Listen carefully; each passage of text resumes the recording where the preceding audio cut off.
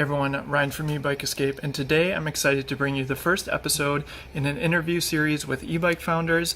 One of the tricky things when you're looking to purchase an electric bike is knowing what brands are reputable. So I'm looking to shine more light on the companies that I personally believe are more reputable, which is why I'm trying out a new interview series with e-bike founders. If you like this video, please consider giving it a thumbs up and subscribing, which helps me continue Ebike Escape. Today, in my first interview, we're featuring Kevin, who is the owner of Ride1Up. Ride1Up plays in the value-priced e-bike space, which is how I first came across them. What I love most about Ride1Up is their commitment to getting more people out of their cars, which is a mission that I can certainly get behind. They have a pledge that you can take to replace commuting, which earns you a small discount, which we cover a little bit in the video. I will put a link to the pledge as well as all the models in the description below. Kevin really provided a bunch of interesting information both on the e-bikes they offer as well as the e-bike industry as a whole. And stay tuned till the end of the video where Kevin teases the next e-bike in their lineup, which is going to be initially offered at a price of $995. Hope you enjoy this interview with Kevin from Ride1Up. Welcome, Kevin, to the first episode in a series of founder series for electric bikes. Thanks for joining me today. Maybe, I guess, first off, why don't you introduce yourself and give us a little bit of background about how you came to found your company. Definitely. Thank you, Ryan. Thanks for hosting. So I got into bikes going through college, UC Davis in Davis, California. Worked on bikes through college as a mechanic. I would fix up old bikes and sell them to people. I did this with hundreds and hundreds of bikes and started painting them and had tons of fun with it. It's probably one of the most enjoyable jobs I had in that. Sometimes it's just less stressful when you're actually hands-on working with a product like that. And then maybe 5 years ago, built the first electric bike for myself. Really liked it and saw the opportunity there. And then maybe 3.5 years ago, got into the idea, or started looking into the idea of selling them more on a large scale, looking to leave the business I had been working on previously. And so then needed to find what would work, what niche to go for, what type of bikes to go for. Just went with my values on what I would want if I was buying something, not crazy expensive, but still wanting quality, something that'll last, something that people will work on and not want to throw away when it's trashed, or when it, not one with a short usable life cycle, one that will last you a decade plus, but not cost you as much as a used car. So that was the goal. We're not going for mountain bikes. We're not going for, I'm sure a lot of people are going to buy e-bikes for exploring and just putting them on their car rack and taking them to a park and riding around and getting out in nature. But the real goal of the company is to replace car travel as much as possible and give people alternative options to get around besides driving. Just having a dislike of our traditional transportation methods. That's kind of what the goal was with the company, is finding a cost-effective, efficient way to get around besides just driving everywhere. Everyone, a single person driving a 3,000-pound object to get somewhere, whether that's a 3-mile or 5-mile trip around town. It's just not going to replace highway travel for people that commute 40 miles each way, and maybe some hardcore folks. It actually does do that, but very unlikely and few and far between. But for a lot of, it's like 70% of travel is within 10 miles around town. It could work for a lot of people, for a lot of circumstances, for a lot of situations, and it works year round where I live. I shouldn't say where we live, where I live, but not for everybody in the U.S., of course. In Minnesota and, perhaps Colorado, it's not going to work as well year round.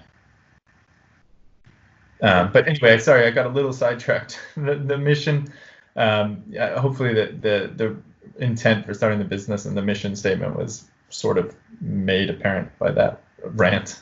Yeah, for sure. And then, just to comment on that, we replaced our car with an e-bike, so I'll definitely understand the the commute, replacing a vehicle and using an e-bike for commuting. I guess what might be interesting, do you remember the specs of the first bike that you built? That might be interesting, just to set the so people know where we're coming from here. I used a cruiser frame and just built a 1,000-watt hub motor bike, just a regular hub motor, not a mid-drive. Okay. And with 1,000-watt, and just got some 48 volts, 20 amp hour battery. Kind of way overpowered, really. Didn't really take it, cruising 30 plus miles per hour too often. Because it gets sketchy at that speeds when your bike's not completely aligned with that build out all the way across. If you don't have the cutoffs on a pedal assist sensor. I was mostly operating on throttle. You can do all kinds of things with your own builds, of course. And you can improve if you want to add a torque sensor, and then you want to add some better brakes, of course, when you have a 30 mile per hour bike and you're adding a lot of weight to these bikes too when you're building from a standard frame bike. But yeah, I didn't do all of that, so I wouldn't take it. I wouldn't use it as fast as what the potential power on it was. Sure. And then you talked a little bit about kind of, Ride1Ups. You said you founded about 3 or so years ago. And you talked about your niche a little bit with the commuter style bike. Maybe you can talk a little bit about why you opted to go direct to consumer, and kind of maybe a little bit more about kind of your value pricing and how you're able. Personally, the way I came across Ride1Up is I was looking for a value e-bikes, getting something that's, like you said, is going to still last a decent amount of time and still has a quality motor and those sort of things. So maybe you can talk a little bit about the niche you kind of carved out for yourself. Yeah, again, mostly just went with what I would like to buy if I were a consumer, and what I see as the direction of the marketplace in general. I like to think of myself as a savvy consumer, in which I'm trying to find something that's a good value proposition, not necessarily fall for all the marketing gimmicks and sales ploys and tactics and all the bells and whistles of, I need to have it. I need to go into a physical presence of the store, test ride, be sold on it, have a sales associate help me out, all those things. That works with the traditional model. It's worked with cars. It's worked with everything for years. I don't see it as much of a way of the future. Also, it's just not something that I was interested in if I were buying. I'd rather drop 40% off of that price and find something that's mailed, that's delivered direct from the manufacturer. So that's what we were going with, was just a more efficient chain. Of course, if you're going to have to go through a physical storefront and have test rides and all of those features you get from buying at a physical store, your cost is going to go up significantly. Yep. And then maybe I think one of the things that the biggest news as of late, obviously the coronavirus, the current pandemic, all brands are either sold out or mostly sold out. So maybe you can just talk about what has the past few months looked like for you guys, scaling up the business, consumer demand, those sort of things. Yeah. So it's a blessing, and it's also a problem too. A lot of people, I talked to a lot of people about this, about the downsides of it, and everyone's like, well, it's a good problem to have, and that is sort of the summary there. Is, I guess, it's a good problem to have too much demand for what you can fulfill. I really am not a fan of pre-orders and the back order system that we kind of were forced into. We forecasted out for a certain amount of growth, and we were growing actually quite well and at a healthy rate where we could train and bring on people and everything with the whole supply chain system to customer service system. Everything was kind of forecasted for a steady rate of growth. And so when you have something unexpected like this, it's hard to then adapt and make new systems for nearly everything. Our order system is not quite what we'd want for a pre-order only system. So what's the case now until probably September is we're not going to have enough inventory to deliver or to have bikes on hand to ship the same day like we used to. Pretty much most of the company's existence is we would ship same day. We only had pre-orders a handful of times, and now that's just the reality of everyone's order. Which tons of downsides, of course. One being you don't want to disappoint people with delivery timelines, and people are expecting a bike, and it's just impossible to know an exact date. But of course, if you were waiting for a bike, you spend $1,500 on a bike, you want to know an exact date when it's going to get here, and you don't want that to be delayed. But the reality of our situation right now is delays are just on almost every end. So we factor in maybe a week, 2 weeks of delays, but if you factor in too much delays and nothing goes wrong or nothing happens and you get your bikes early, then you may have the issue of shipping a bike 3 weeks before you said it was going to be available, and somebody's not ready to receive it, and then you're having to sort through every order that was intended to go out, and and inform them and possibly push their order back in line. But anyway, yeah, it's we were growing at a healthy rate before this, and then now, of course, our growth has been massive, and then everybody else in the e-bike industry has been massive, and for us personally as a business, yes, that's great. The only concern I would say would be, the higher margin companies that maybe didn't have as good of a value for their product will also be doing extremely well, leading to, of course, just a lot more competition in this industry, or a bigger boom for even companies that were kind of, maybe not going to survive had this not happened, or not done as well, of course. So when we have a lower margin product, and now it just comes down to people are buying whatever's available, those higher margin companies are going to be raking in more profits than what we were doing. Yeah, and I mean, one of the reasons I kind of wanted to do or test out interviewing various founders is to try to highlight companies. I mean, I've done a ton of research on different brands. I know we've gone back and forth a little bit, and so it's tough. There's so many companies offering electric bikes, as you said, and it's really hard for consumers, especially in the direct to consumer space, to really know which ones are the most reputable. And I think for those people who have recently ordered bikes, patience, and just know that all these companies are doing their best to try to get bikes out. And I remember I shared with some people, like, around late March, if you're interested in ordering an e-bike and you want it before summer, should really get on it, because I kind of thought that some of these delays would be coming, and it would be much later, and now I feel like the last 2 months have just been crazy. So yeah, start of March we started to realize that, and I put in, luckily I started production on a lot more, but even that, it's roughly 90 days to build out our bikes, and then we're going to have all the logistics delays, so it can take 4 months for us to catch up. Yeah.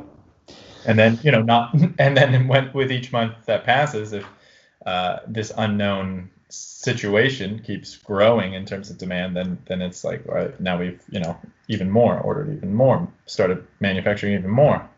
So yeah, we're playing catch. But I think by September, with the quantities that we've started building, we should be fine hopefully by September.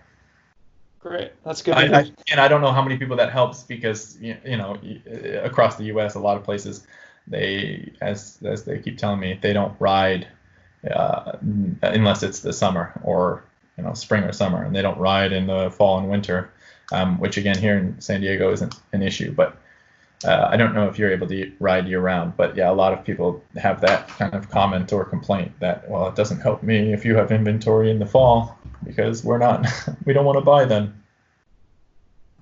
Yeah, I'll just add an aside. So I'm based in Wisconsin, and we got studded tires last year. It's possible in the just ice. Tough. So yeah, I would encourage anyone to at least give it a shot. It's intimidating, but to be honest, once you have the right gear, it really is possible. So, all right, let's talk a little bit. Most people are going to be interested in the models you offer. Maybe if you can, I'd be curious to know, because I more recently found you, if you can talk about the first e-bike you offered, and then maybe just like a couple sentences on each model, walk through the four, and kind of like where you view like what someone who's shopping for an e-bike, why they might choose one, beyond some of the price points.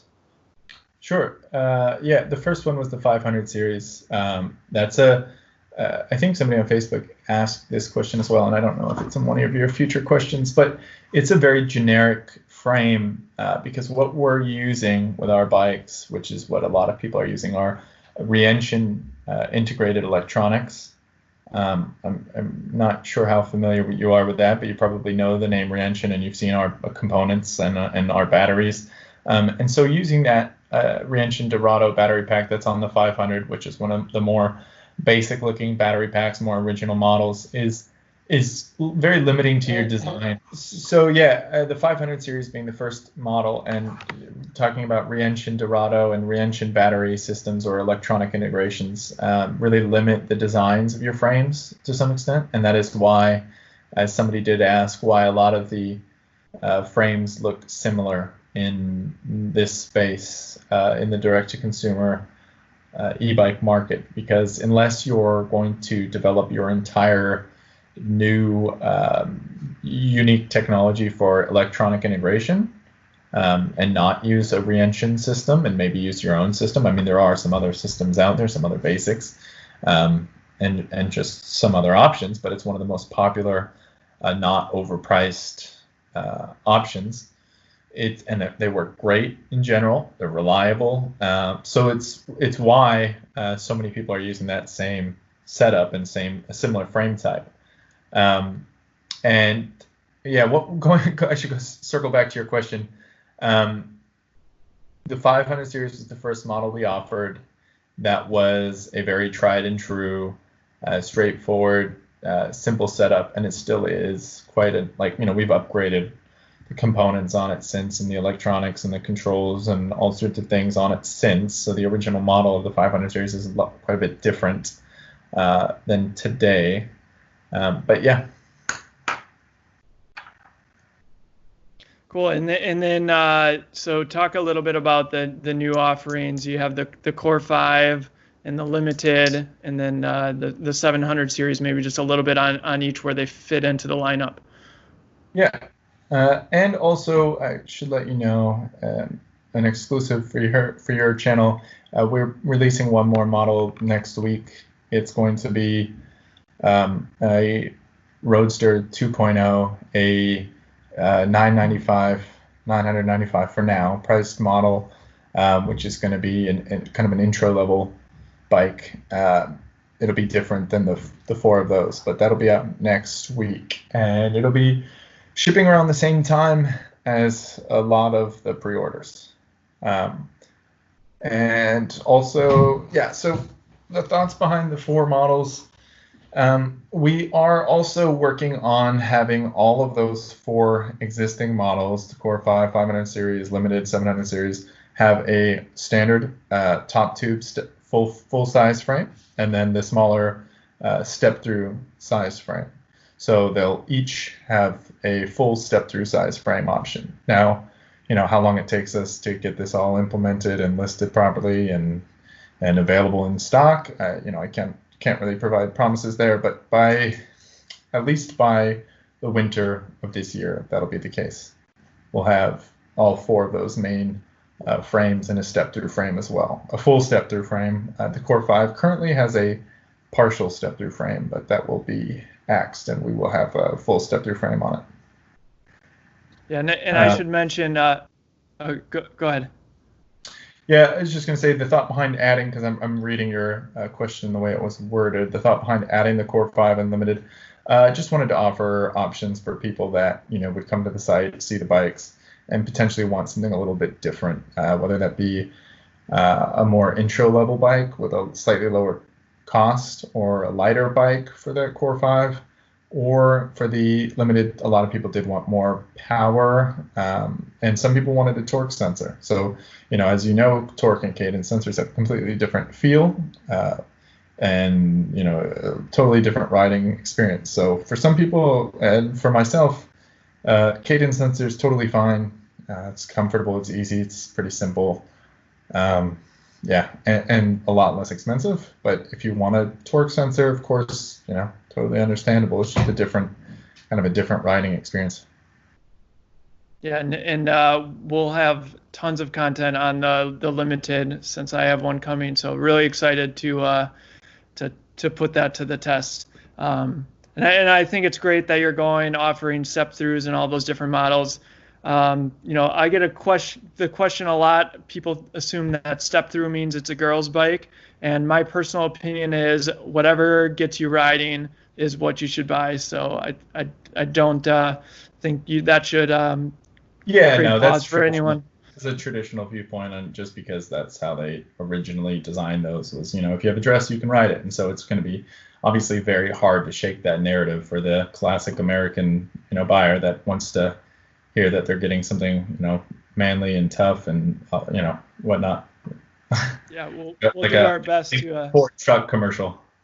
Yeah, we'll do our best to break that stigma. I mean, there's so many.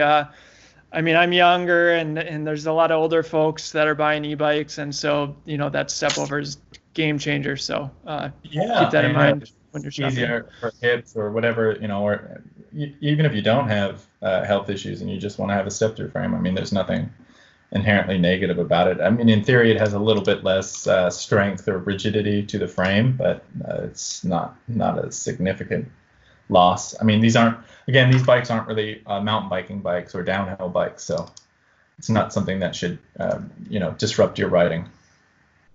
Right. Okay, and then so we went through the lineup.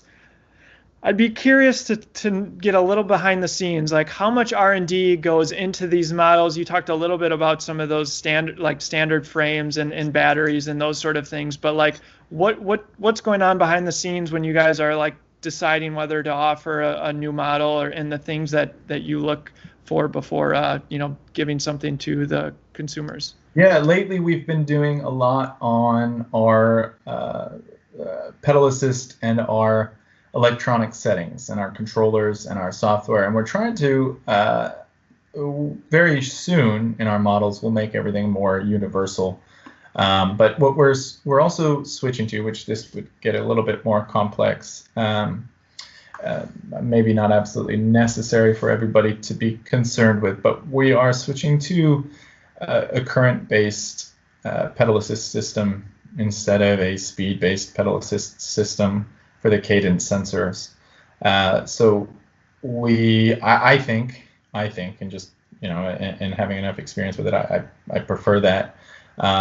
Meaning, if you set your pedal assist to 1, you set it to a certain amount of current output or total. So you're changing the amount of amps that you're going to send to the motor and your total current to the motor. So you want maybe 100 watts of output for your motor.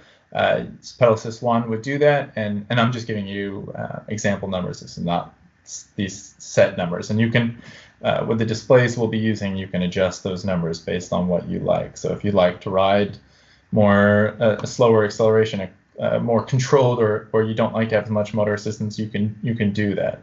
But the reason for the current base, I mean, ultimately, right, you're doing that with the existing system we have now. But the reason for switching to a current base is that if you want to ride, sometimes I like, especially during this quarantine when there were no gyms to go to, I like to get a workout, but I want to go faster. So I want to go from here to La Jolla, and these are local towns, but I want to go all around these beach communities, and I want to I want to use a lot of leg power, but I want to go 25 miles an hour as the average cruising speed. So I can maybe set it to pedal assist of 2 with a current based system, get to 24 miles an hour, and still have maybe 180 or 200 watt motor assistance instead of a higher level of assistance to get to a higher speed.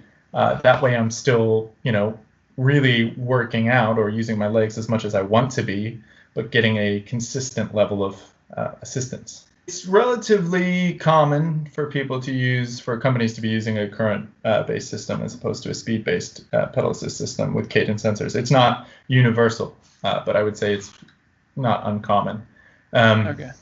Yeah, if you haven't had a chance to compare the differences, it's going to be hard to conceptualize it. so it might not be that helpful for me to to share it with the average consumer. But it's definitely I think it's definitely an improvement. Cool. And then so is that something that you're working on now then, or? Yeah, so most, or actually nearly every order now would have our newer electronics. And one of the other huge changes from a lot of people that own bikes from us, purchased from January of this year and all the way, from our existence until January of this year, our motors, our gearing was slower speed. Basically, it came down to the amount of copper coil and the size of the gears inside these internal hubs, which we altered in favor of a lower torque and higher top speeds. So by changing that ratio, we've got a kind of more assistance all the way up until 28 miles an hour. So now all of our Class 3 bikes, all of our 4 models that are shown on the website now, again, there's one new model coming out that won't be this way, but all of the 4 now will have those, the higher 28 mile per hour speeds. So some people, I'll see sometimes people asking questions about the 500 series and getting feedback from Gen 1 or Gen 2, 3 owners where the motors weren't geared that way. And, the top speeds and performance in general will vary based on what kind of generation of bike it was. Got it. Okay, that's very helpful. Yeah, so in general, what I guess one takeaway, a lot of companies will have a simpler formula in how they alter their product. They'll have a lineup, or they'll have a rendition for each given year, production year, and they will stick with that and make an alteration at the end of the year, and make the improvements they're seeing and what people want, where trends are going, what kind of cost-effective things can be adjusted for the average person, or get feedback from their customers, etc. And they'll make that change. And so what we do is nearly every much, which is kind of more tiring and difficult to convey, but we will make changes with every month. I mean, every time that something should be or could be altered or improved, we will try to make that change without waiting to the end of the year. Right. Okay. So you already talked about a brand new model that's going to be releasing at least initially the $995 price point, which I'm very interested to check that out. But yeah. Do you plan to expand into higher end? I mean, the Limited is really kind of your most powerful bike. Like, do you anticipate ever going bigger than that, or going to mid drives? I know that was a question in the Facebook group. Any other thing that might be like a dream? Yeah, probably not mid drives, and probably not higher end or higher speed than 750 watt motors. Well, first off, anything above 750 watt would not be considered a bike in most states in the U.S. And my only problem with companies that are doing that are people that are buying those. I mean, it's totally fine, right? If you want to have any off-road e-bike, you can, great. The only problem is the worry of what regulators or legislators in the U.S. are going to do when people start buying lots of 1,000+ watt e-bikes, and inevitably get in the hands of people who aren't as responsible as everybody else, and who ride down bike paths or whatever, flying at 30+ miles an hour. It's not, I mean, it is sketchy to bike on a small bike over that speed, but then also to consider it a bike and use bike spaces, bike lanes, bike paths, whatever, and try to not register that as a vehicle, because a lot of people aren't as responsible and will put other people's lives at risk and get our lovely, luckily in the U.S. we're not as strict as Europe for now. And it should be set this way. It seems like our legislation is going to be set this way, but I would be concerned that with so many people, if there were so many people to buy 1,000+ watt motors, we're going to see more restrictions on the use of our much safer 28 mile per hour and under e-bikes. Yeah. And I would say, I mean, there's a lot of people I feel like who are just starting to look at electric bikes, and they assume that these bigger motors are better, and whether they meet regulations or not. I think generally my personal feeling is like you'd be surprised how fast a 500 watt Yeah. e-bike can get you. So like I think it's just worth taking note. Like even some of these bikes that might have a smaller motor, it doesn't necessarily mean you're not going to be able to go as fast. And I view those maybe more powerful bikes as for more of the tinkers or, as you said, people going off-roading. But I personally like cruising through the city. 20 is, I mean, it's 20 is about as fast as I want to go. Like cruising down a hill, the bikes are just inherently a little heavier. So Yeah. Yeah, definitely. 25. I mean, it depends on what you're working. You've got a flat, long open surface without a bunch of stop signs and people walking out.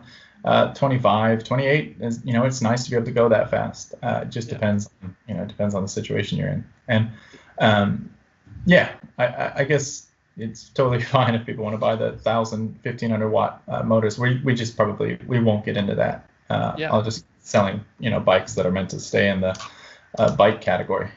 Yeah, for sure. Okay, and then looking out a little bit more into the future, I mean, if you were to think maybe even 1 to 2 years or 5 years down the line, like what do you think is going to change? Is it going to be more technology with the batteries? I mean, you're much closer than this than I am, so would be curious to hear what you think the future might look like.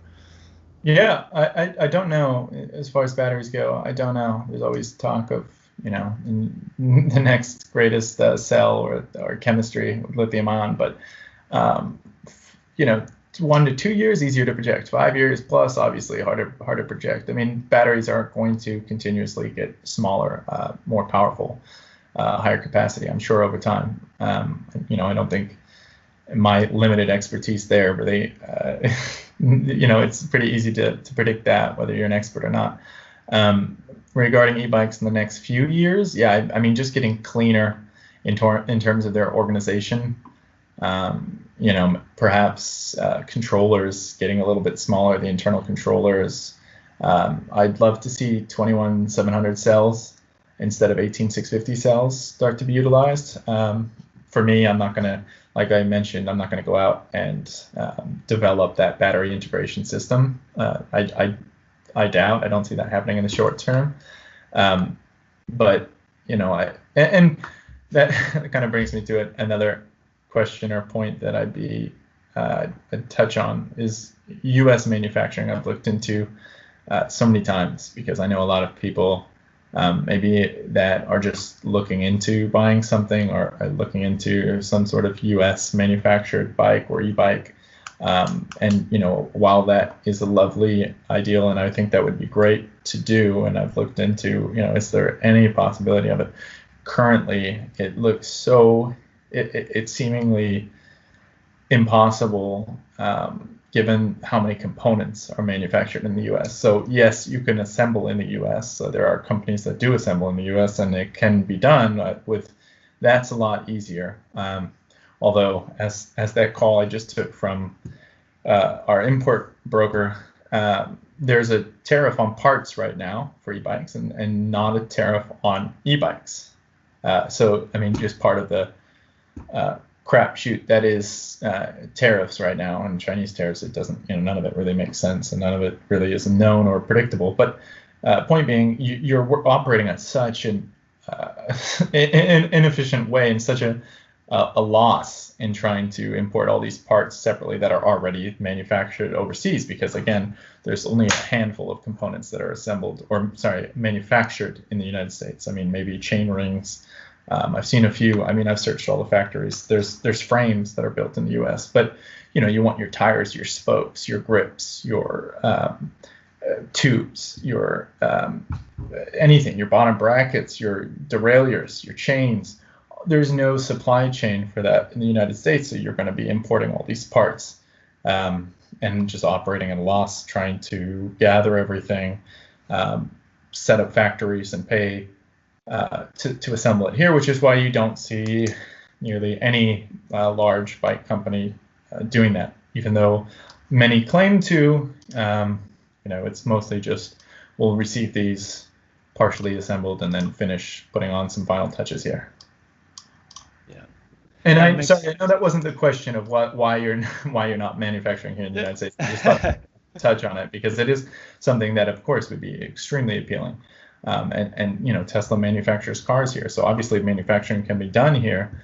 But with bikes, especially for a company our size, it's not really feasible. Other than assembling here and still manufacturing 99% of your product overseas. Yeah, I think that was a question from the Facebook group, so I'm sure they're going to appreciate the detail there. Yeah. So thanks for sharing that. All right, I think that pretty much covers it. I guess I want to end with the last question. What is the one thing that excites you most about the e-bike industry?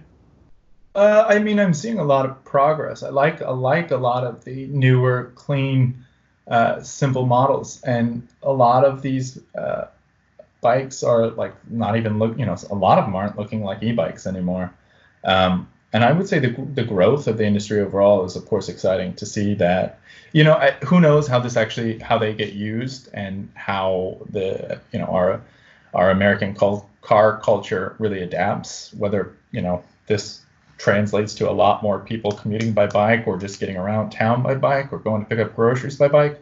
Who knows? Maybe it's just a ton of people that they're bored with COVID and they want to just ride around for now, and then they ditch them in their garage and never use them, and it's just more pollution. But hopefully, ideally, we see a change in transportation, at least a small change in transportation. I know it's not big in this country. Most towns aren't built for getting around by bike, right? I mean, that's one of the biggest problems is most cities that people are in, it's 3-lane, 4-lane roads to go to the nearest strip mall to go to buy. It's just how you get around, and that's not really safe or fun to bike on. But hopefully, this huge growth in this sector leads to more people just enjoying their daily errands and trips and visits to friends and whatever they're doing on e-bike, and gets more people out of cars. Yeah, and we should mention that you guys offer consumers to take the pledge and actually replace their commutes, and they can earn a little bit off their purchase. So clearly that is a main mission of the company. Yeah, and one thing to note there real quick is I know it's not as big of a discount as everybody would like, and you see bigger discounts with Rad and other companies and Juiced and $300, $200 off or $300 off if you on this sale. And mostly I just would like to mention that that's because of our pricing methodology and our strategy and our philosophy in general. We're not a heavy discounter. We just price at a fair, lower, as low as can be affordable for the business to run price as we can do from the get-go. So offering a $40 coupon is not it's not a $200 coupon. Yeah, well, the original margin price of theirs gives them a lot more room to work with, Yep. All right, and yeah, for sure. And then so we should mention you can find Ride1Up at ride1up.com. They have 4 different models, soon to be 5, it sounds like, ranging from in the future $995 at least starting. Right now that Core 5 starts at $1095, going up to $1795 for the Limited. As I mentioned, I have a Limited on the way, so I'll be doing plenty of videos on that. Anything else you want to share, Kevin, before we go? Yeah, I was going to share with you a photo of the new model, which will have a belt drive. It'll be just a single speed. It's going to be a simple bike. Like I said, it'll be more like a fixie or a road bike. But it's an entry-level e-bike, so it's just going to, here, I don't know if you can see it. There we go. It's a little blurry, but. Well, I don't have a good screen share set up right now. Maybe I'll put it on the screen if Kevin, if you're willing to email me that photo, I'll put it up so everyone can get a preview of the new bike. That's what I'll do. I'll email it to you. It sounds good. All right. Thanks so much for your time today, Kevin. Really appreciate it. Of course. Thanks for having me, Ryan. Take care. Bye. I want to give a huge shout out to Kevin and the rest of the Ride1Up team. Really appreciate his time and him being so candid. I know I learned a bunch of interesting information, so I hope you did as well. And I will put a link in the description to all the various models. If you like this video, please subscribe, give it a like. As I mentioned, there will be more information coming out on Ride1Up with the Limited coming out in the next month. Thanks for watching. If you want to support what I'm doing with the e-bike escape, here are 3 easy ways. Number 1, subscribe to my YouTube channel. Number 2, view my list of recommended e-bike accessories. You can find this at ebikeescape.com. Click on e-bike accessories at the top of the page. I will also put a link in the description below. Number 3, you can view my list of discount codes for the electric bike brands that I follow. Thanks again for watching.